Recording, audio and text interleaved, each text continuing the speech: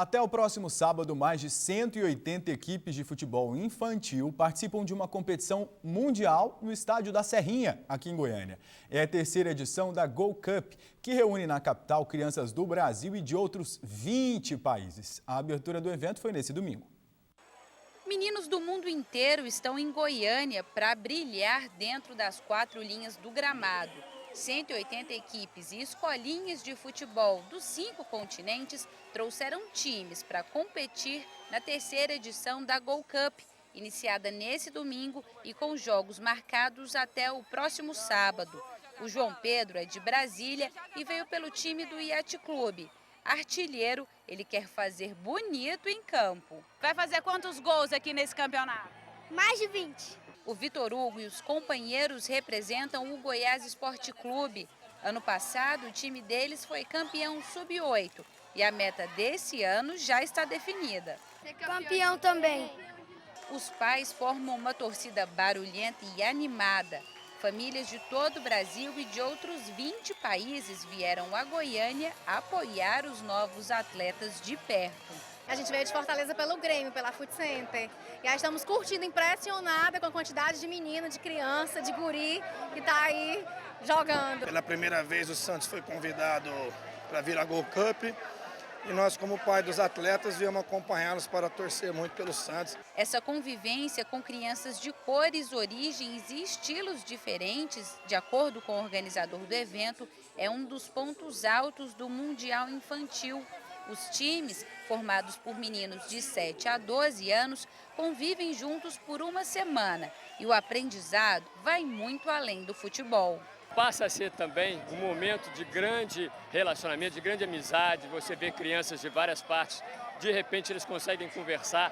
A criança do Japão consegue conversar com a criança do Brasil e isso é muito bacana. É tanta gente de fora vindo para a Go Cup que o evento aquece o turismo da cidade, como explica Roberto Faria. Goiânia é uma capital com muita infraestrutura. Tem na Semana Santa uma semana que normalmente a cidade ficava já anteriormente vazia. Então vamos trazer para cá esses turistas, porque no fundo são famílias que estão vindo para Goiânia, aproveitando a infraestrutura de Goiânia, se hospedando em hotel e movimentando a economia de Goiânia. Mais de 500 jogos acontecerão durante essa semana e as finais terão portões abertos no sábado que vem no estádio da Serrinha. Legal, né? A gente vai continuar falando de futebol aqui, porque o Vila Nova e o Goianésia fecham a 11ª rodada do Goianão hoje à noite no Serra Dourada. E no fim de semana teve muito gol. Cid Ramos veio para a gente conversar nessa segundona. Cid, boa tarde para você. Boa tarde, Jerônimo. Boa tarde para todo mundo. Boa semana para todos nós. Para todos nós. A gente viu essa molecada aí felizes da vida, né? Também nessa Go Cup. É uma boa oportunidade também, né? Para essa molecada aí.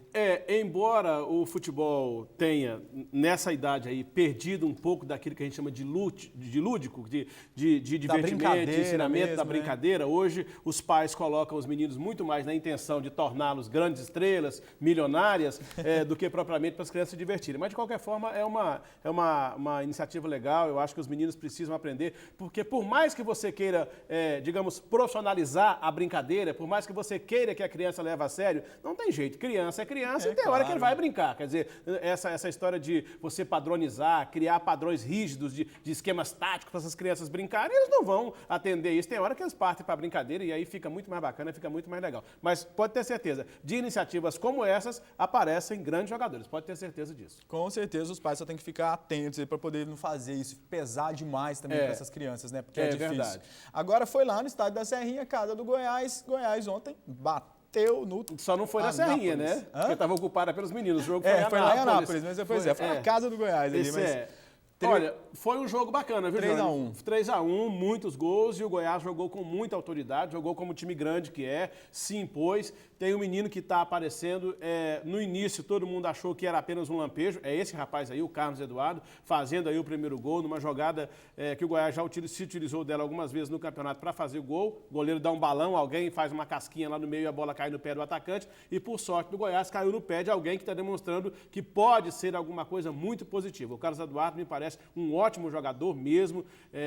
O Goiás fez o primeiro gol, tomou esse gol de empate aí. Pensou-se que o Anápolis poderia endurecer o jogo, porque fez um time, na teoria, com possibilidade de brigar por uma vaga, até quem sabe pelo título. O time oscila muito. E aí pensou-se que o Anápolis poderia apertar, mas o Goiás acabou fazendo mais 2 gols, um segundo gol com o Carlos Eduardo, e aí o time provou que realmente é candidato seríssimo ao título, porque jogar contra o Anápolis do jeito que o Goiás jogou, o Goiás não teve risco em momento algum do jogo. Foi soberano durante toda a partida, dominou o jogo completamente, não correu riscos, apesar de, como a gente disse, ter tomado o gol de empate, mas sabia-se que o Goiás venceria o jogo a partir do momento que a bola rolou. Foi um jogo bom de ver. O Anápolis perdeu por 3-1, mas é um time que a gente viu que tem sim as qualidades que a gente imagina que o time tem. Foi um jogo bom de assistir. E o Goiás se isolou ali na liderança do Grupo A, né? 23 pontos. Pelo menos até a próxima rodada, né? Porque como agora, nessa fase, nessa terceira,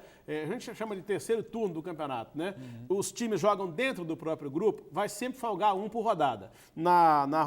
Nessa rodada que terminou agora, folgaram o Atlético e Itumbiara. Na próxima, Aparecidense e Trindade, porque como a gente explicou, os jogos são dentro do próprio grupo. Como são grupos de 5, 2 grupos de 5, não tem jeito, um vai sobrar sempre, porque vão ser apenas 2 jogos por final de semana. Então, como a gente dizia, o Goiás chegou com a vitória 23 pontos, mas o Atlético folgou. Quer dizer, o Goiás já fez o jogo dele da 11ª rodada e o Atlético ainda não jogou. Quer dizer, o Atlético tem um jogo a menos, com 21. Se o Atlético ganhar o próximo jogo dele, que é contra o Vila Nova, ele vai voltar a ter 24 pontos e vai liderar o campeonato, até que o Goiás tenha um jogo a menos, né? Até que o Goiás folgue. Né? Então, ficou... Mas assim, para explicar direitinho, hoje não há nenhuma dúvida de que o Goiás vai ser o campeão do Grupo A, o Atlético vai ser o campeão do Grupo B. O que ficou legal foi que, com o Vila Nova oscilando no campeonato, o Anápolis ganha, o Itumbiara ganha, aí, agora, ninguém pode dizer nada até o final dessa segunda fase, dessa fase de jogos dos times dentro do próprio grupo, você vai ter muita emoção para conseguir saber quem serão os outros 2 classificados, quais serão os outros 2 classificados para a fase semifinal, porque ficou uma briga muito legal. Olha, tem muito boa. 3 times com 15, o Craque, o Anápolis e a Aparecidense, o Vila Nova com 13 e o Itumbiara com 12. E aí, os outros, para mim, os outros 3, Anapolina com 11, Goianésia com 10 e o Trindade com 8, vão disputar quem é que vai cair, quem é que vai ser rebaixado já no final dessa fase agora. Agora, essa briga aqui de Craque, Anápolis, a Aparecidense, Vila Nova e até o Itumbiara ficou legal para saber, porque vai ser uma briga terrível até o final para a gente conhecer os outros 2 classificados. Bom, vamos falar então do Aparecidense e Anapolina. A Aparecidense venceu 2-1 e também teve Craque Trindade, não é isso? Teve. O Goiás venceu com autoridade. Agora, esse resultado é que realmente foi a grande surpresa na rodada, o jogo de sábado. Porque a Anapolina jogando em casa, ela que tinha 11 pontos, se vence o jogo, iria a 14 e se colocaria de novo entre aqueles que poderiam disputar uma vaga. Claro que ainda pode, tem chance matemática, mas o time que perde em casa para a Aparecidense, e aí o que aconteceu? Deu fôlego para a Aparecidense. A Aparecidense foi a 15 pontos e agora briga com o Vila Nova, com o Craque e com o Anápolis para ser um dos que vão passar para a próxima fase. Para mim, a Anapolina deu mole, começou ganhando, mas permitiu a virada e a Aparecidense voltou para o páreo. Foi um jogo também bom. E o outro jogo ontem, o Craque de Catalão, ainda até a rodada de ontem, numa situação meio que a gente não sabia o que o Craque queria fazer, ganhou o jogo por 2-0 do Trindade, jogou o Trindade praticamente no rebaixamento, porque agora é muito difícil a recuperação do Trindade, certamente o Trindade será um rebaixado, e o Craque com 15 pontos e um gol de saldo a mais, um gol de saldo positivo, ele voltou para a briga para passar para a próxima fase do campeonato. O Craque tem 15 pontos. Pois é, e aí agora o Trindade então fica aí na lanterna, não é isso, do campeonato? Ficou. Lanterna mesmo. O Trindade está na última posição e o Goianésia é o penúltimo. O Goianésia tem 10 e o Trindade tem 8. O curioso é que agora nós voltamos a ter aquela mesma situação das rodadas iniciais.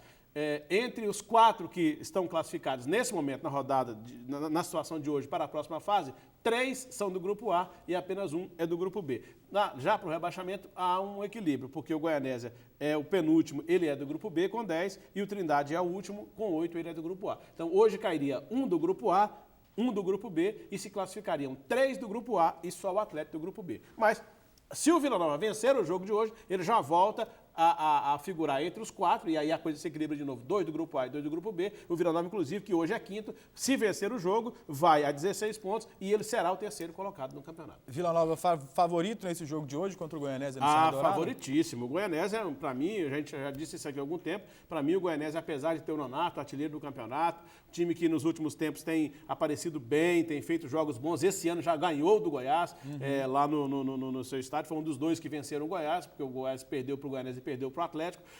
O Goianésia, para mim, esse ano não escapa do rebaixamento e o Vila não pode nem pensar em outro resultado que não seja a vitória. Se o Vila Nova não vencer esse jogo de hoje, ele praticamente, para mim, dá adeus a qualquer chance de pensar em classificação entre os 4. Não por questão matemática, mas por uma questão moral mesmo, porque um time que não dá conta de ganhar de quem está brigando por rebaixamento não pode ficar sonhando com outra coisa que não seja ficar aí tendo dificuldades no campeonato. É o segundo jogo desse técnico novo?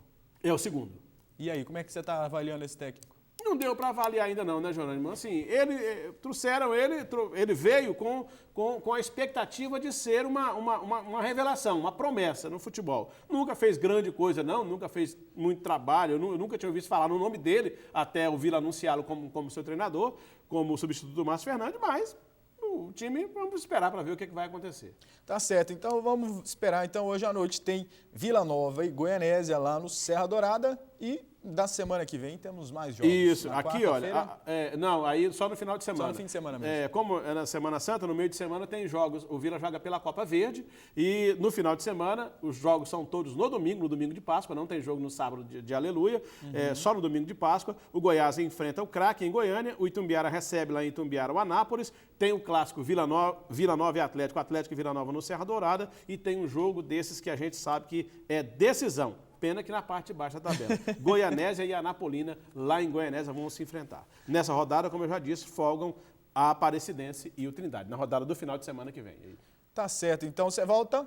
Amanhã eu venho aí para falar do Vila Nova. Então tá bom, amanhã a gente espera então. Vamos ver como é que saiu esse jogão hoje à noite. Um abraço.